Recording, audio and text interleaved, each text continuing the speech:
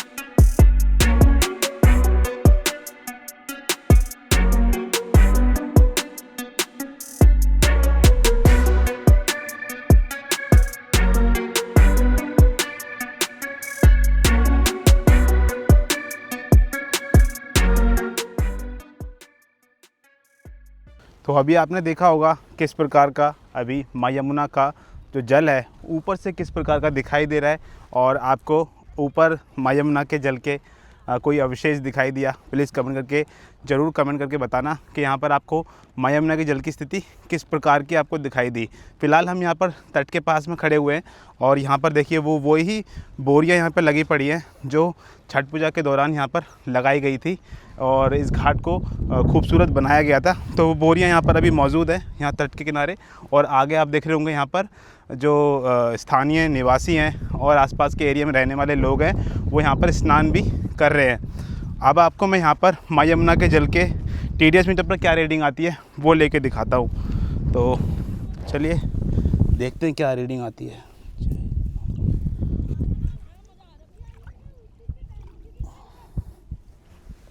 तो देखिए यहाँ पर किस प्रकार का जल अभी माँ यमुना का, कितनी ट्रांसपेरेंसी दिखाई दे रही है, ये आप खुद देख सकते हो कितना ट्रांसपेरेंट इसमें जल दिखाई दे रहा है। और अब TDS मीटर पर रीडिंग लेते हैं क्या रीडिंग आती है यहाँ पर।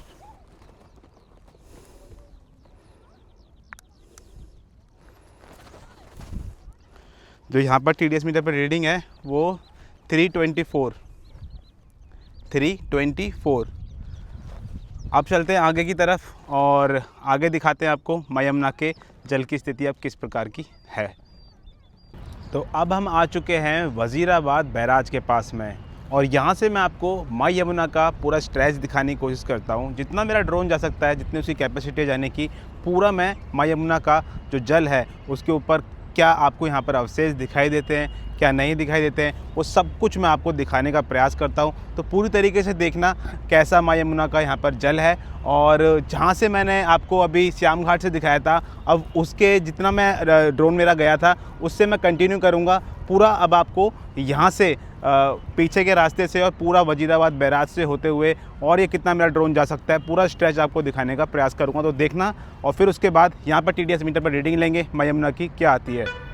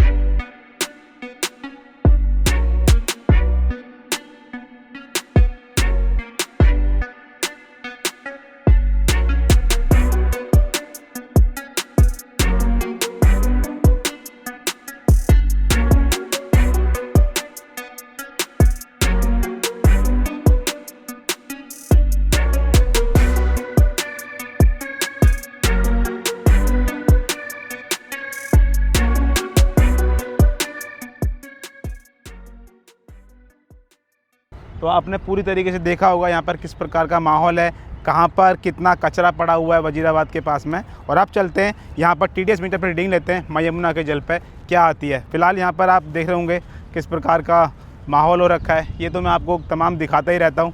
लोगों के क्या बताएं, पन्नी प्लास्टिक माँ यमुना को कचरा समझ रखा है। चलिए अब यहाँ पर जल की स्थिति देखते हैं क्या आ रखी है। और पीछे आपने श्याम घाट की रीडिंग देखी होगी, अब यहाँ पर कितना डिफरेंस आता है उस रीडिंग में चेक करते हैं। तो कुछ इस प्रकार का ट्रांसपेरेंसी आपको दिखाई देगी माँ यमुना के जल की। थोड़ा सा जूम करके दिखाना, देख लिया होगा आपने। और अब हम चेक करते हैं यहाँ पर TDS मीटर पर क्या रीडिंग आती है।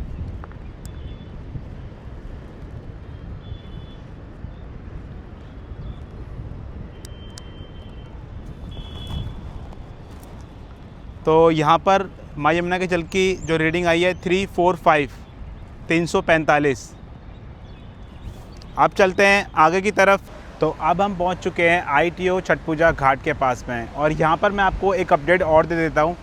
माँ यमुना का जो जल है वो बैराज से कम छोड़ा जा रहा है, उसके कारण आप ITO छठ पूजा घाट के यहाँ पर जो जल की स्थिति देखोगे तो यहाँ पर काफ़ी कम अब आपको माँ यमुना का जल दिखाई देगा, मतलब सूखा हुआ नज़र आएगा। एक इस तरफ आप देख सकते हो, मेरे थोड़ा सा कैमरा करके दिखाइए, ये आपको तमाम जो सूखा हुआ जल दिखाई दे रहा होगा माँ यमुना का। और यहाँ पर अब मतलब जो माँ यमुना के जल की स्थिति है काफ़ी ज़्यादा श्रिंक हो गई है, और इसी के कारण आपको पूरी तरीके से यहाँ पर जो माँ यमुना का जल है वो कम दिखाई देगा। अब मैं आपको ड्रोन शॉट लगा रहा हूँ, आप पूरी तरीके से एनालाइज करना।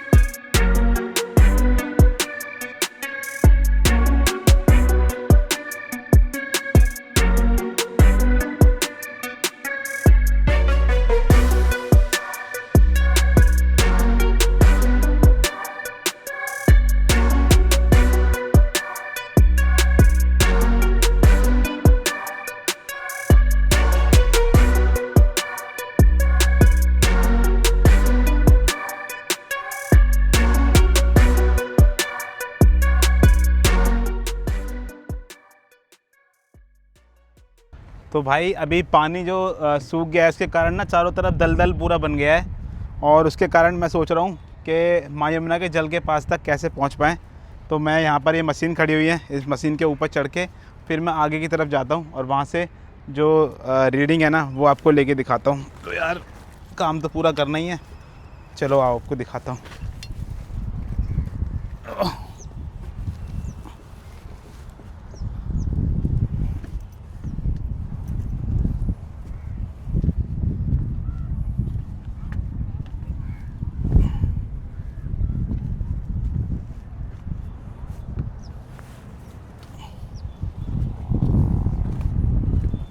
इसमें रीडिंग लेते हैं यहाँ पर क्या आ रही है, और देखने में तो भाई पूरी तरीके से यहाँ पर स्थिति ख़राब ही लग रही है मेरे को, लेकिन फिर भी अब हमें पूरा कंप्लीट करना है अपना जो काम करने आए हैं। तो ये देखिए यहाँ पर किस प्रकार की जो स्थिति माँ यमुना के जल की आपको दिखाई दे रही है। अब चलिए यहाँ पर TDS मीटर पर रीडिंग लेते हैं क्या आती है।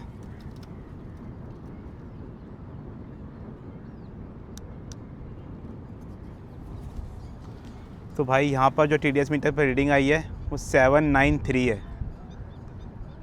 तो अब आप देख रहे होंगे मैंने आपको श्याम घाट, उसके बाद वज़ीराबाद घाट, उसके बाद मैंने आपको ITO घाट, ये पूरा स्ट्रेच में आपको कंप्लीट कर दिया है वहाँ से यहाँ तक। अब हम चल रहे हैं कालिंदी कुंज की तरफ और वहाँ पर देखते हैं माँ यमुना के जल की स्थिति क्या है। और ये 29 किलोमीटर का पूरा स्ट्रेच हम वहाँ पर कंप्लीट करेंगे। उसके बाद आप बताना कि आपको माँ यमुना के जल के ऊपर कहाँ पर सबसे ज़्यादा गंदगी दिखाई दी और कहाँ पर सबसे ज़्यादा आपको माँ यमुना का जल साफ़ दिखाई दिया। तो अभी हम पहुँच चुके हैं कालिंदी कुंज, और कालिंदी कुंज का पूरा आपको ड्रोन शॉट लगा के दे रहा हूँ, और उसके माध्यम से आप देखना कि माँ यमुना के जल की स्थिति अब किस प्रकार की है। और पूरा पीछे से मैं आपको दिखाऊंगा, मतलब बैराज के दूसरी तरफ से दिखाऊंगा, और फिर वहाँ से बैराज पूरा क्रॉस करते हुए हम आगे नोएडा की तरफ देखेंगे कि किस प्रकार की माँ यमुना के जल की स्थिति आपको दिखाई देगी यहाँ पर। उसके बाद हम यहाँ पर माँ यमुना के जल का TDS मीटर पर रीडिंग भी लेंगे।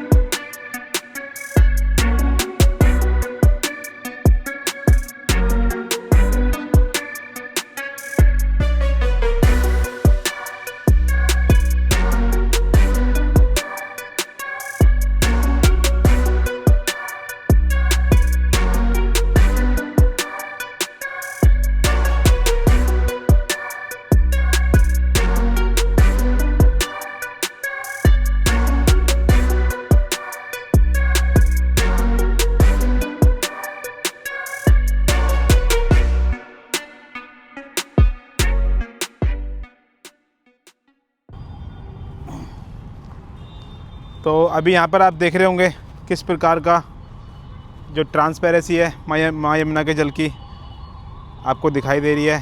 आप TDS मीटर पर रीडिंग लेते हैं क्या निकल के आती है।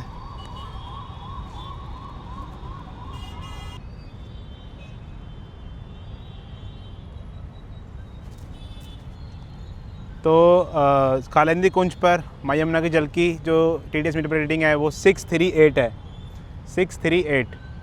भाई मेरे ऊपर देखो कितने सारे मच्छर, बहुत बुरा हाल हो जाता है। वीडियो को प्लीज़ यार लाइक कर देना और चैनल को सब्सक्राइब करना मत भूलना भाई। आपका भाई आपके लिए हर एक चीज़ लेके आता हूँ। आपने बोला था कि भाई माँ यमुना का अभी जल का क्या स्थिति दिखाई दे रही है, तो पूरा मैंने आपको अपना दिन लगाकर और पूरी तरीके से आपको दिखाने का प्रयास करा। ये 29 किलोमीटर का क्रिटिकल स्ट्रेच माँ यमुना का आपको दिखाई दिया। कहाँ पर माँ यमुना के जल की स्थिति सबसे ज़्यादा आपको ख़राब दिखाई दी, कहाँ पर आपको TDS मीटर पर सबसे ज़्यादा माँ यमुना की रीडिंग दिखाई दी, प्लीज़ कमेंट सेक्शन में ज़रूर बता देना।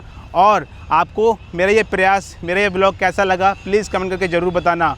वीडियो को लाइक करना बिल्कुल मत भूलना, अपने भाई के लिए एक लाइक ज़रूर कर देना। मिलता हूँ आपको नेक्स्ट ब्लॉग के अंदर। टिल देन, जय सिया राम।